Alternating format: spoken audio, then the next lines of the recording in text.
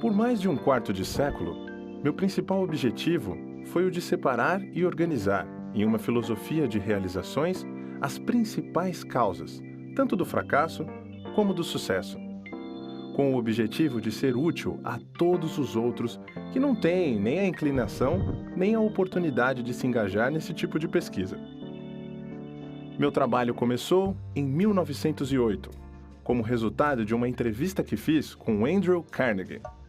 Eu, francamente, contei ao Sr. Carnegie que eu tinha concebido a ideia de entrar para a faculdade de Direito e que eu havia pensado em pagá-la entrevistando homens e mulheres bem-sucedidos, descobrindo como eles conseguiam sucesso e descrevendo as minhas descobertas para revistas.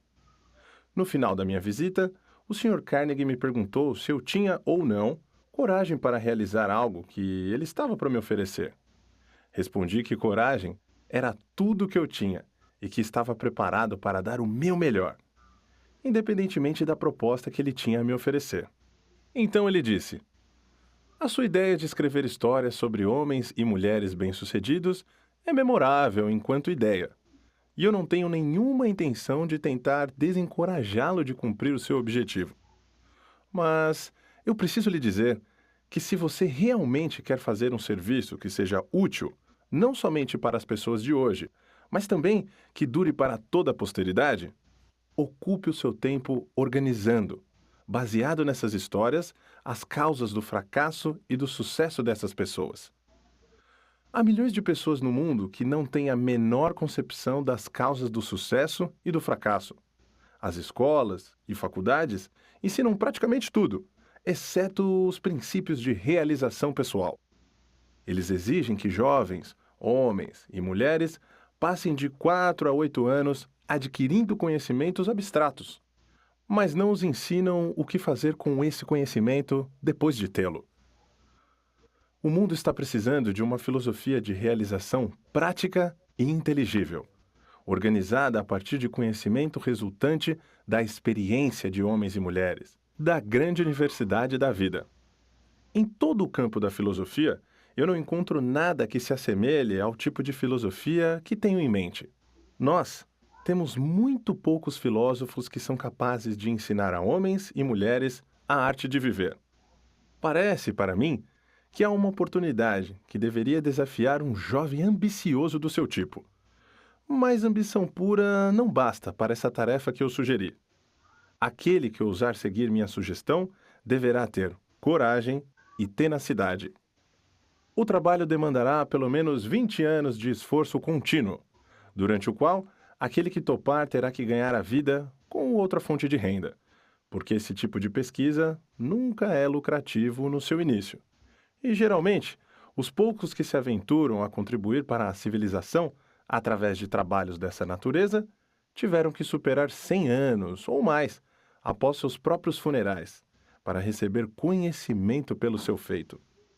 Se você prosseguir com esse trabalho, deve entrevistar não somente os poucos que foram extraordinariamente bem-sucedidos, mas também os muitos que fracassaram.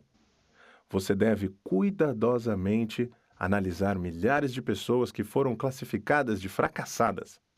E eu quero dizer, com o termo fracassado, homens e mulheres que chegam aos estágios finais de suas vidas desapontados, porque não conseguiram alcançar as metas que haviam se proposto de coração.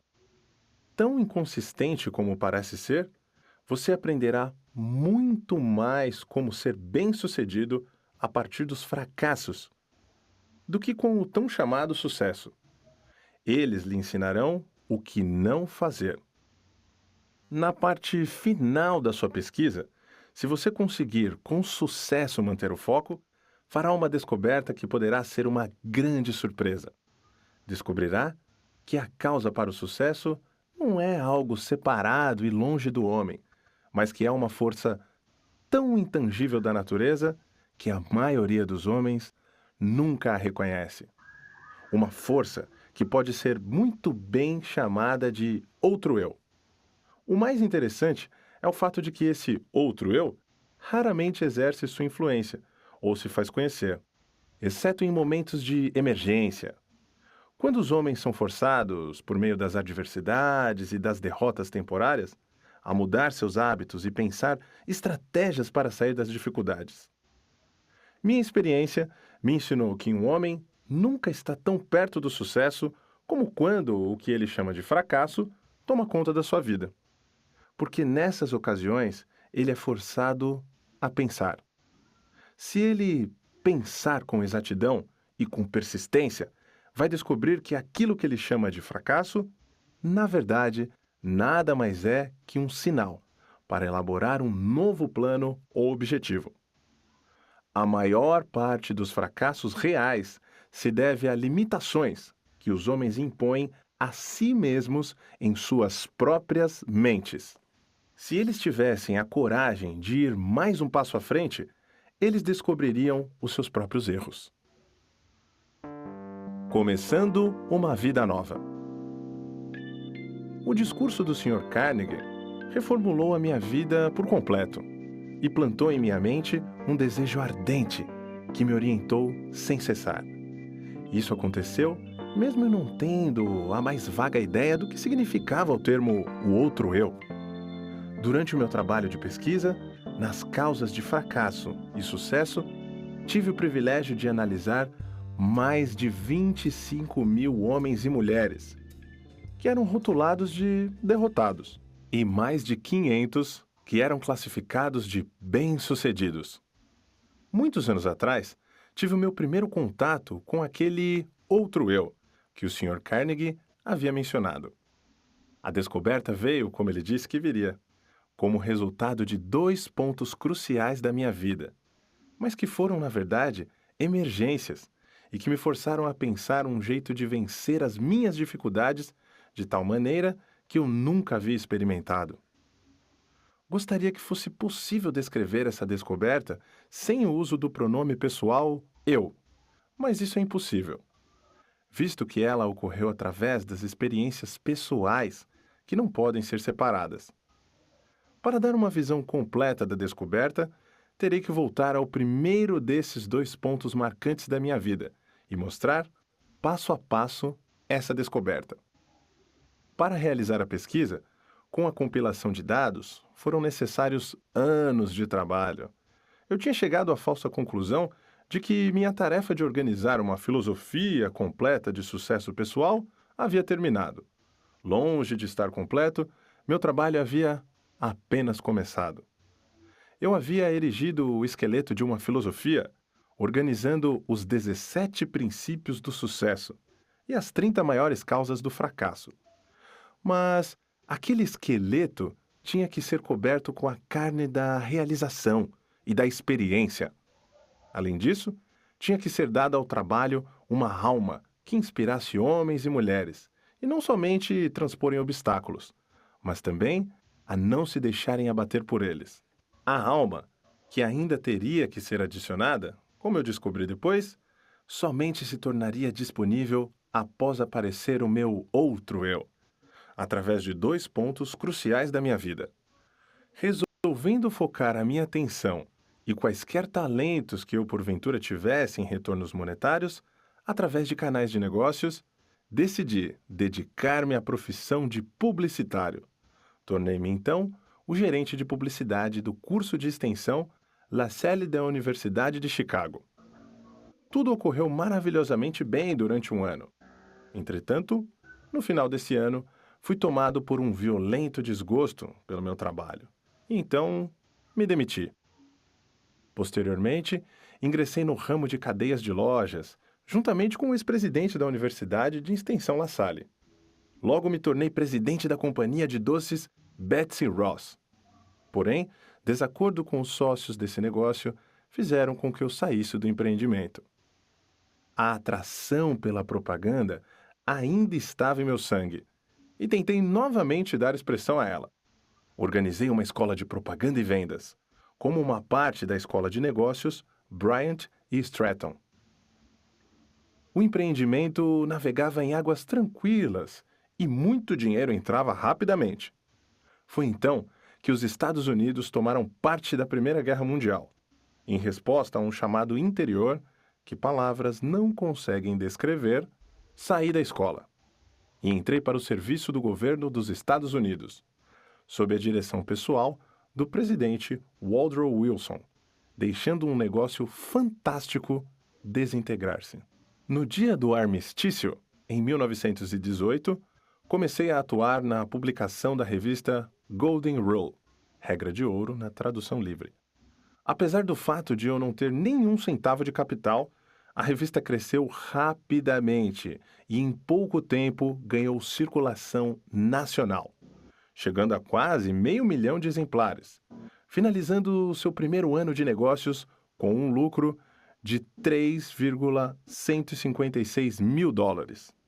Alguns anos depois, aprendi com um experiente executivo de uma empresa de publicações que nenhum homem capaz naquele ramo pensaria em começar uma revista, tal como esta, com menos do que $500 mil de capital. A revista Golden Rule e eu estávamos destinados a nos separar. Quanto mais sucesso alcançávamos, mais descontente eu me tornava. Até que, finalmente, devido a um acúmulo de perturbações causadas por sócios no negócio, dei a revista como um presente a eles e deixei o negócio. Com essa atitude, provavelmente joguei fora uma pequena fortuna. Logo após, organizei uma escola de treinamento para vendedores. Minha primeira missão era treinar um exército de vendas de 3.000 pessoas para uma rede de lojas. Receberia $10 para cada vendedor que frequentasse a minha aula. Dentro de 6 meses, esse trabalho havia me rendido um pouco mais de $30 mil. O sucesso, em termos financeiros, estava coroando meus esforços com abundância. Novamente, meu espírito estava descontente. Eu não estava feliz. Tornava-se a cada dia mais óbvio que nenhuma quantidade de dinheiro, em algum momento, me faria feliz. Sem a menor desculpa razoável por minhas ações, saí do negócio e desisti de um empreendimento no qual teria facilmente recebido um salário satisfatório. Meus amigos e sócios no negócio pensaram que eu estava louco. E eles não estavam tão errados nos seus pensamentos. No fundo, eu estaria inclinado a concordar com eles. Mas parecia que não havia nada que eu pudesse fazer para mudar de ideia. Procurava pela felicidade e ainda não a tinha encontrado. Pelo menos, essa é a única explicação que eu poderia oferecer para justificar as minhas atitudes um tanto quanto inusitadas. Qual homem que realmente conhece a si mesmo? Isso aconteceu no final do outono de 1923. Eu me sentia solitário em Columbus, Ohio, sem recursos e, pior ainda, sem nenhum plano para me tirar daquela situação difícil. Na verdade, era a primeira vez na vida que eu estava acuado devido à falta de recursos. Em muitas ocasiões, já havia passado por momentos de aperto, mas nunca antes havia faltado dinheiro, a tal ponto de eu não conseguir suprir as minhas necessidades pessoais. A experiência me assombrou. Eu parecia estar totalmente à margem do que poderia ou deveria fazer. Pensei em uma dúzia de jeitos de conseguir resolver os meus problemas, mas descartei-os todos. Eram impraticáveis e impossíveis de realizar. Me senti como alguém que estava perdido em uma selva, sem uma bússola sequer. Toda a tentativa que eu fazia para me tirar da dificuldade acabava me trazendo de volta para o ponto de partida. Por quase 2 meses, sofri com a pior das doenças humanas, a indecisão. Eu conhecia os 17 princípios da realização pessoal, mas não sabia como aplicá-los. Sem saber, estava encarando uma daquelas emergências da vida de que o Sr. Carnegie havia me falado. Situações essas em que os homens muitas vezes descobrem os seus outros eus. Meu estresse era tão grande que em nenhum momento me ocorreu sentar, analisar a sua causa e procurar a sua cura. Derrota é convertida em vitória. Uma tarde, tomei uma decisão que me ajudou a sair daquela situação. Eu tinha um sentimento de que o que eu realmente desejava era sair para os espaços abertos do país, onde poderia respirar ar fresco e, principalmente, pensar. Comecei a caminhar e já havia percorrido mais ou menos 7 ou 8 milhas, quando de repente me vi parado. Por muitos minutos fiquei ali, como se estivesse com os pés colados. Tudo na minha vida tornou-se escuro. Eu podia ouvir o som estridente de alguma forma de energia que estava vibrando a uma frequência muito alta. Então, meus nervos aquietaram-se, meus músculos relaxaram e uma grande calma tomou conta de mim. A atmosfera começou a clarear. E enquanto isso ocorria, recebi um comando do meu interior, que veio na forma de um pensamento, tão perto quanto eu posso descrevê-lo. O comando era tão claro e distinto que não havia meios de eu não entendê-lo. Na essência, ele disse: chegou o momento de você completar a filosofia de sucesso que você começou. Seguindo a sugestão de Carnegie. Volte para casa de uma vez por todas e comece a transferir os dados que você juntou da sua própria mente, transformando-os em manuscritos. O meu outro eu havia acordado. Por alguns minutos, permaneci aterrorizado.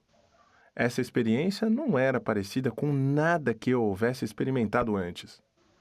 Eu virei e caminhei rapidamente até chegar em casa. Quando me aproximei de casa, vi meus 3 filhos olhando pela janela para as crianças do vizinho, que estavam decorando uma árvore de Natal. Então, me lembrei que era a véspera de Natal.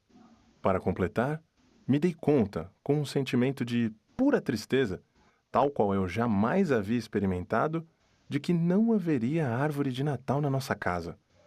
O olhar de desapontamento no rosto das crianças me fez lembrar desse fato com muita dor. Entrei em casa, sentei em frente à minha máquina de escrever e comecei de uma vez por todas a transcrever todas as descobertas que eu havia feito, relacionadas às causas do sucesso e fracasso. No instante em que coloquei a primeira folha de papel na máquina, fui interrompido pelo mesmo sentimento estranho que havia me ocorrido algumas horas antes. E este pensamento passou de forma muito clara na minha mente. Sua missão nessa vida é completar a primeira filosofia de sucesso e realização pessoal. Você tem tentado em vão escapar da sua tarefa, cada esforço trazendo fracasso para você. Você está procurando pela felicidade. Aprenda essa lição de uma vez por todas. Você somente achará a alegria ajudando os outros a encontrá-la.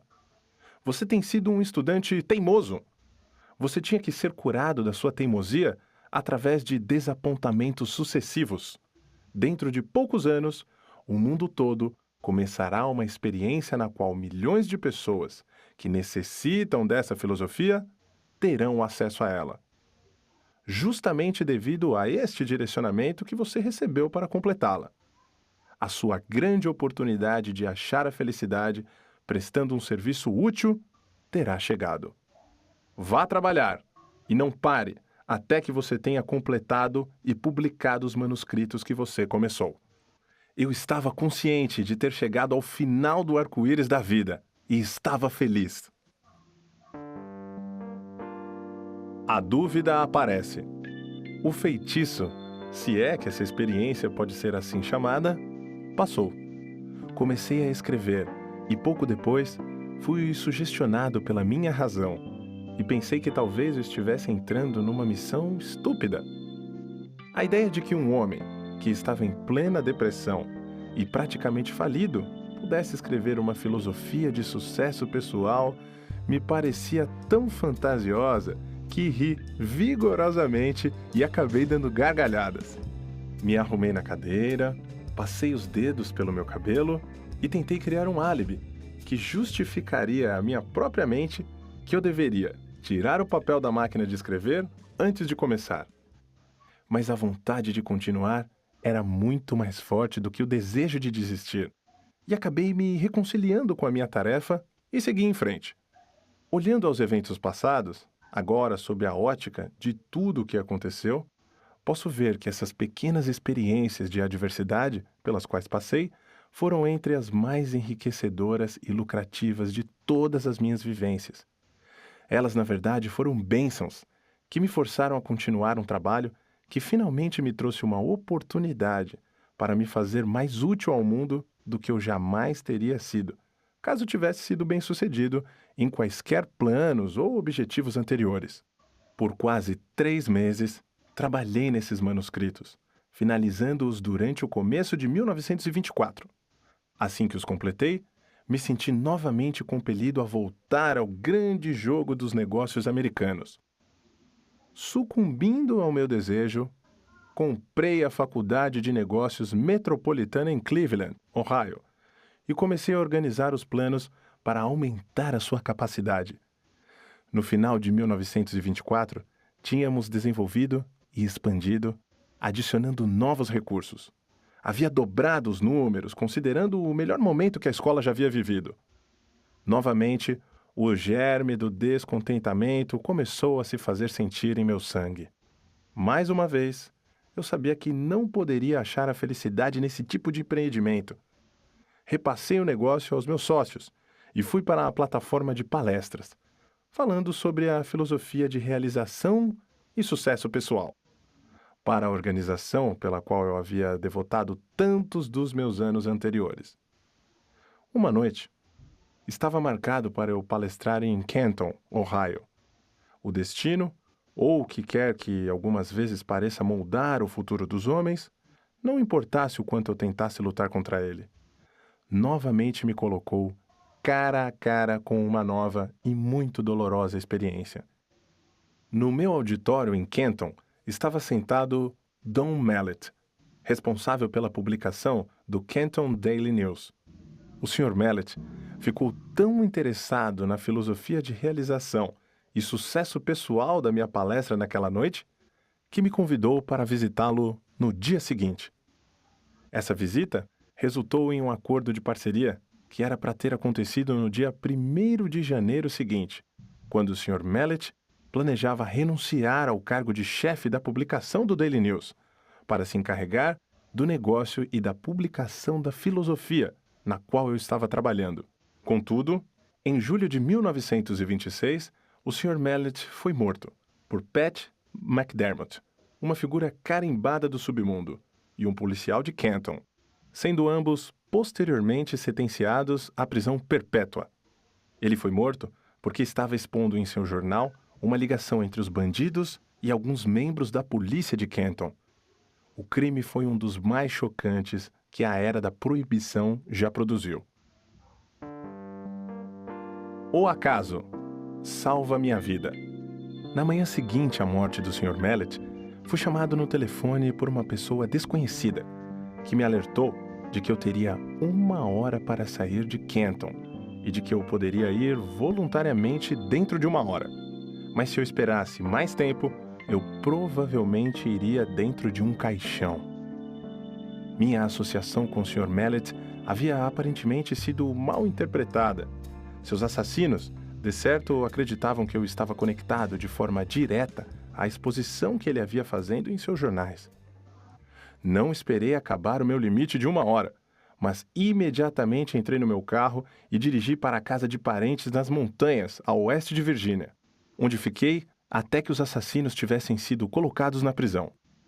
Essa experiência veio bem dentro da categoria descrita pelo Sr. Carnegie como uma emergência que força homens a pensarem. Pela primeira vez na minha vida, conheci a dor do medo constante. A minha experiência de alguns anos anteriores em Columbus havia preenchido a minha mente com uma dúvida e indecisão temporária, mas esta preencheu a minha mente com um medo que parecia impossível de remover. Durante o tempo em que eu estava escondido, raramente deixava a casa à noite e, quando saía, mantinha minha mão em uma pistola automática, levada no bolso do casaco, mantida destravada para a ação imediata. Se um automóvel estranho parasse em frente à casa onde eu estava escondido, eu ia imediatamente para o porão e, com cuidado, escrutinava os seus ocupantes através das janelas. Depois de alguns meses convivendo com esse tipo de experiência, meus nervos começaram a sentir. A coragem sumiu por completo. assim como a ambição que eu tinha em meu coração durante os longos anos de trabalho, em busca das causas do fracasso e do sucesso, também partiu. Vagarosamente, passo a passo, me senti caindo num estado de total letargia, da qual eu temia que jamais conseguisse emergir. O sentimento deve ter sido o mesmo que aqueles que pisam na areia movediça sentem, quando se dão conta de que cada esforço que fazem para tirá-los da areia apenas leva mais para o fundo. O medo é uma areia movediça que se retroalimenta. Se a semente da insanidade estivesse presente na minha constituição física, certamente ela teria germinado durante esses meses, substituindo como um morto-vivo. Indecisão completa, sonhos irresolutos, dúvidas e medo eram tudo que a minha mente experimentava dia e noite. A emergência que eu encarei fora desastrosa por dois motivos. Primeiro, a verdadeira natureza dessa emergência me manteve num estado de constante indecisão e medo. Segundo, esse enclausuramento forçado me deixou em um estado de tensão constante. Eu tendia a me preocupar com o peso do tempo que passava. A minha faculdade da razão tinha sido quase paralisada. Me dei conta de que precisava trabalhar a minha mente para sair desse estado mental. Mas como? Os recursos que tinham me ajudado a resolver todas as emergências anteriores da minha vida parece que criaram asas e me deixaram completamente à mercê da situação. Além de todas as dificuldades que eu estava enfrentando até esse momento, outra situação que parecia mais dolorosa que todas as outras combinadas surgiu. Era a tomada de consciência de que eu havia gasto a maior parte dos meus últimos anos em busca do arco-íris, procurando aqui e lá pelas causas do sucesso, e me achando agora, neste exato momento, mais fraco e incapacitado do que qualquer uma das 25 mil pessoas, as quais eu havia julgado como sendo fracassados. Esse pensamento era quase enlouquecedor. Além disso, era também extremamente humilhante, porque eu estava palestrando por todo o país em escolas e faculdades e para organizações do comércio, tentando contar às outras pessoas como aplicar os 17 princípios do sucesso, enquanto aqui estava eu, incapaz de aplicá-los para mim mesmo. Estava certo de que nunca mais poderia encarar o mundo com um sentimento de confiança. Toda vez que eu me olhava no espelho, notava uma expressão de desgosto próprio na minha face e, frequentemente, disse coisas ao homem no espelho que não devem ser escritas. Eu havia começado a tomar o lugar na categoria dos charlatões, que oferecem a outros um remédio para a cura que eles não conseguem aplicar com sucesso a si mesmos. Os criminosos que assassinaram o Sr. Mallet foram julgados e mandados para a prisão perpétua. Por isso, seria perfeitamente seguro, considerando onde eles estavam, sair do meu esconderijo e novamente tocar o meu trabalho. Contudo, não conseguia sair porque agora encarava circunstâncias mais aterrorizantes do que aquela que havia sido criada pelos assassinos. A experiência destruíra qualquer tipo de iniciativa que eu havia possuído. Eu sentia uma influência de tal modo depressiva que tudo parecia um pesadelo. Estava vivo e poderia me mover, mas não conseguia pensar em um único movimento por meio do qual eu pudesse continuar a procurar pela meta que eu tinha estipulado para mim mesmo, baseado na sugestão do Sr. Carnegie. Estava rapidamente me tornando indiferente, não apenas a mim mesmo, mas pior ainda, começava a me tornar mal-humorado e irritado com aqueles que haviam me oferecido abrigo durante a minha emergência. Encarei a maior emergência da minha vida. A menos que tenha passado por uma experiência similar, você não consegue imaginar como me senti. Tais experiências não conseguem ser descritas. Para serem entendidas, devem ser sentidas. O momento mais dramático da minha vida. A virada veio de repente. No outono de 1927, mais de um ano após o incidente de Kenton, deixei a casa em uma noite e caminhei para o prédio da escola pública, que se situava no topo de uma montanha da cidade. Eu havia chegado a uma decisão de lutar contra tudo aquilo antes que a noite acabasse. Comecei a caminhar em volta do edifício, tentando forçar meu cérebro confuso a pensar com clareza. Devo ter dado centenas de voltas ao redor do prédio antes que qualquer coisa que se assemelhasse a um pensamento organizado pudesse cruzar a minha mente. Enquanto caminhava, repetia constantemente para mim mesmo: existe uma saída e vou achá-la antes de voltar para casa. Devo ter repetido essa frase 1000 vezes. Além disso, estava decidido a fazer exatamente o que eu estava dizendo a mim mesmo. Estava totalmente desgostoso comigo mesmo, mas ensaiei uma esperança de salvação. Então, como um raio que cai de um céu claro, uma ideia explodiu em minha mente, com tal força que o impulso fez com que meu sangue subisse e descesse das minhas veias de forma abrupta. Esse é o seu período de teste. Você foi reduzido à pobreza e humilhado, para que pudesse ser forçado a descobrir o seu outro eu. Pela primeira vez em anos, recordei o que o Sr. Carnegie dissera sobre esse outro eu. Nesse momento, lembrei-me que ele havia dito que eu descobriria esse outro eu no final do meu trabalho de pesquisa, pelas causas de fracasso e sucesso. E ainda recordei que ele disse que a descoberta normalmente viria como resultado de uma emergência, quando homens são forçados a mudar os seus hábitos e pensar formas de sair da dificuldade. Continuei caminhando ao redor da escola, só que agora eu estava flutuando, inconscientemente. Parecia saber que estava para ser liberado da prisão que havia feito a mim mesmo. A partir desse momento, me dei conta de que essa grande emergência havia me trazido uma oportunidade, não somente para descobrir o meu outro eu, mas também para testar a eficácia da filosofia de sucesso, que eu vinha ensinando a outros como sendo algo palpável e realizável. Brevemente, eu saberia se ela funcionaria ou não. Tomei a decisão de que se ela não funcionasse, eu queimaria todos os manuscritos e nunca mais me sentiria culpado por tentar provar aos outros que eles eram os mestres de seus destinos, os capitães de suas almas. A lua cheia estava recém cobrindo o topo da montanha. Eu nunca havia visto brilhar tão intensamente antes. Enquanto a estava contemplando, outro pensamento cruzou a minha mente.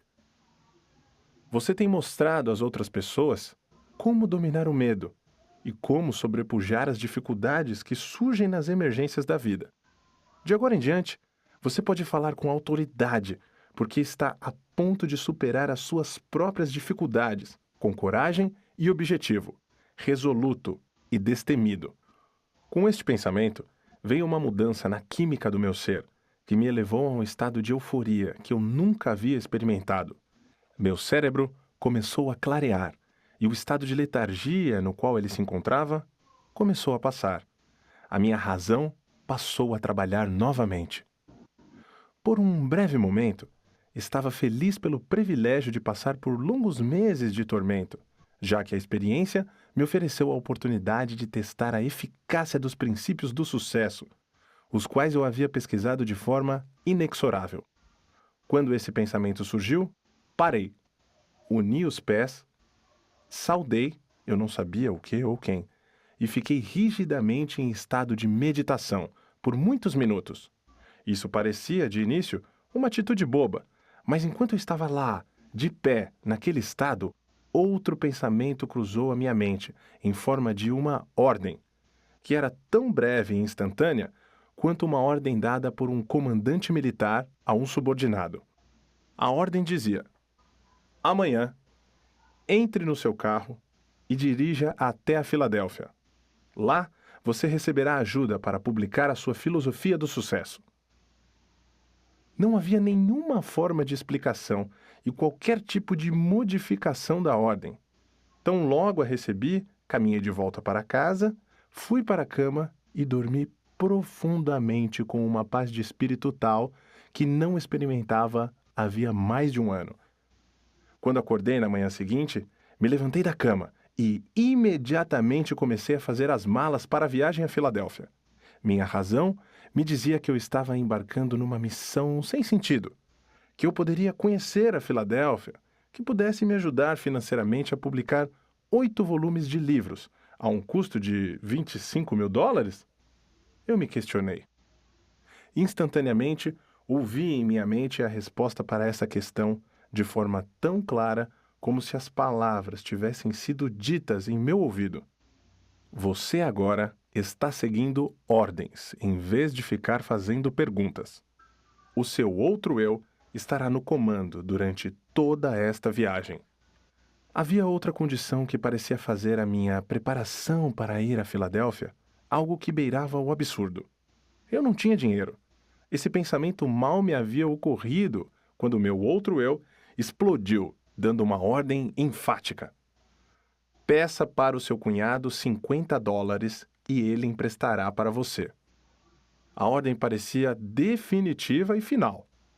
Sem qualquer hesitação, segui as instruções. Quando pedi o dinheiro ao meu cunhado, ele disse: Claro, certamente eu vou lhe emprestar os 50, mas se você vai para tão longe, seria melhor levar US$ 100. Agradeci a ele e disse que US$ 50 seriam suficiente. Sabia que não bastava, mas essa era a quantia que o meu outro eu havia me ordenado a pedir, e foi exatamente isso que fiz. Eu estava bastante aliviado quando me dei conta de que meu cunhado não ia me perguntar por que eu estava indo para a Filadélfia. Se ele soubesse tudo o que havia se passado pela minha mente na noite anterior, talvez pensasse que eu deveria ir para um hospital psiquiátrico em vez de sair em busca do pote de ouro no final do arco-íris. Meu outro eu assume o comando. Parti com a minha cabeça me dizendo que eu era um idiota. E meu outro eu me ordenando ignorar o desafio e seguir as instruções. Dirigi a noite inteira, chegando a Filadélfia na manhã seguinte. Meu primeiro pensamento foi o de procurar uma pensão, onde eu pudesse alugar um quarto de $1 por dia.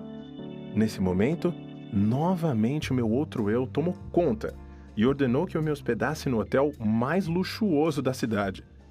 Com um pouco mais de $40 no bolso, que era o que restava do meu capital, parecia mais um suicídio financeiro, quando caminhei até o balcão e pedi por um quarto.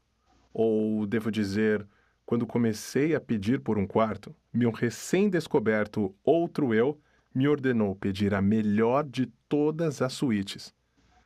O custo dessa suíte consumiria o meu capital em 2 dias. Obedeci.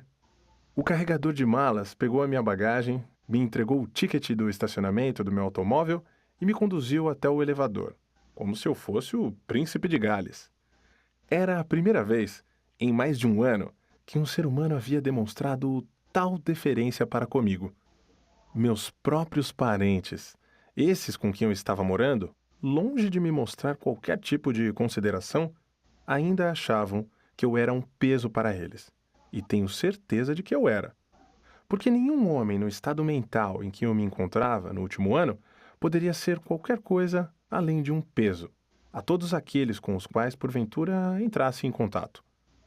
Tornava-se evidente que meu outro eu estava determinado a me tirar do complexo de inferioridade que eu havia desenvolvido. Dei ao carregador de malas $1. Comecei a estimar quanto seria a minha conta do hotel até o fim de semana, quando então o meu outro eu ordenou que eu limpasse completamente a minha mente de quaisquer pensamentos de limitação e que conduzisse a minha vida a partir daquele momento, como se tivesse todo o dinheiro que quisesse nos meus bolsos. A experiência pela qual estava passando era tanto nova quanto estranha para mim. Nunca consegui ser mais do que eu acreditava que poderia ser. Por quase meia hora, esse outro eu me deu ordens que segui à risca durante todo o período da minha estada na Filadélfia. As instruções que recebi por meio desses pensamentos se apresentaram à minha mente com tal força que eles eram facilmente distinguíveis de pensamentos normais criados pelo meu eu tradicional. Eu recebo ordens estranhas de uma fonte estranha. Minhas instruções começaram dessa forma. A partir desse momento, você está completamente no comando do seu outro eu. De agora em diante, você deve saber que duas entidades ocupam o seu corpo. Na verdade, duas entidades similares ocupam o corpo de cada ser vivente no planeta Terra. Uma dessas entidades é motivada e responde pelo impulso do medo. A outra é motivada e responde ao impulso da fé. Por mais de um ano você foi conduzido como um escravo pela entidade do medo. Há 2 noites, a entidade fé assumiu o controle do seu corpo físico.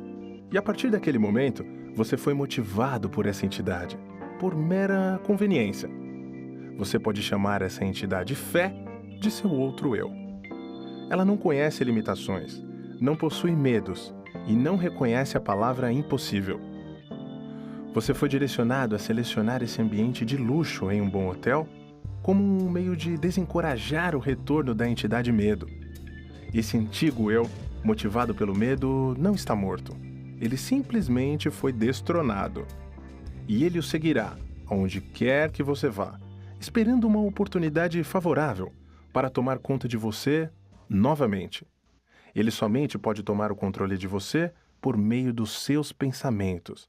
Lembre-se disso e mantenha as portas da sua mente hermeticamente fechadas contra todos os pensamentos que procuram limitá-lo de qualquer maneira, e você assim ficará a salvo.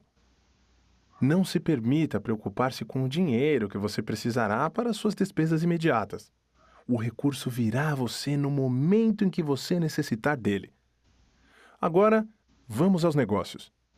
Antes de qualquer coisa, você deve saber que a entidade fé, que agora está no comando do seu corpo, não faz nenhum tipo de milagre e também não trabalha em oposição a nenhuma das leis da natureza.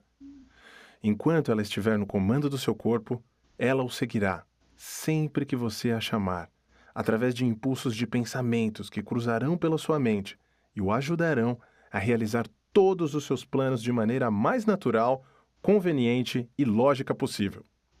Acima de qualquer coisa, tenha esse fato claramente fixado na sua mente, que o seu outro eu não fará o trabalho por você.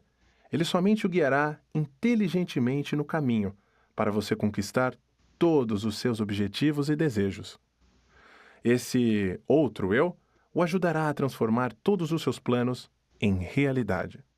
Além disso, você deve saber que ele começa sempre com o seu maior ou mais pronunciado desejo.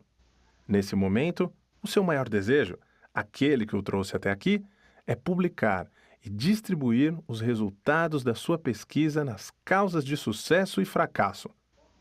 A sua estimativa é de que serão necessários aproximadamente $25.000. Entre os seus conhecidos, há um homem que estará disposto a investir o capital necessário. Comece de uma vez a imaginar e focar o nome de todas as pessoas do seu círculo de conhecidos que poderiam, de alguma maneira, ser induzidos a fornecer a ajuda financeira de que você está precisando. Quando o nome da pessoa certa vier à sua mente, você o reconhecerá imediatamente. Entre em contato com essa pessoa e a ajuda que você procura será dada. Nos seus argumentos, contudo, apresente o seu pedido e uma terminologia tal que você usaria numa transação usual de negócios. Jamais, sob nenhuma hipótese, faça qualquer referência à descoberta desse seu outro eu. Se você violar essas instruções, será acometido por uma derrota temporária. O seu outro eu continuará no comando e permanecerá a guiá-lo, enquanto você quiser fazer uso dele.